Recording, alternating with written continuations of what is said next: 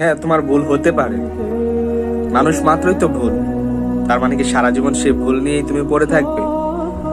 আমার ভুল হয়ে গেছে, আমি নামাজ পড়ি নাই, আমি গুনাহ করেছি, তার মানে তো এই না যে আল্লাহ আমাকে মাফ করবে না। তুমি যদি এটা ভাবো যে আল্লাহকে আমাকে মাফ করবেন, সেটা হবে তোমার সবচেয়ে বড় ভুল।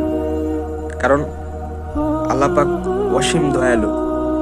তিনি, তোমার যদি সমুদ্র সমান পরিমাণও গুনাহ হয়, আকাশ থেকে জমিন পর্যন্ত যদি তোমার গুনায় পরিপূর্ণ হয়ে যায়, তারপরও তোমার রব তোমাকে ক্ষমা করে দিতে পারে। শুধুমাত্র একটা বার যদি তুমি অনুতপ্ত হয়ে মন থেকে বলতে পারো, আল্লাহ আপনি আমাকে মাফ করে দেন, শুধু একবার যদি ইস্তেগফার পড়তে পারো, ইনশাআল্লাহ তোমার প্রত্যেকটা গুনাহ মাফ করে দেওয়ার জন্য আল্লাহ প্রস্তুত। তুমি কবে রবের পথে ফিরে আসবে সে অপেক্ষায় বসে আছে, সে অপেক্ষায় আছেন তোমার রব।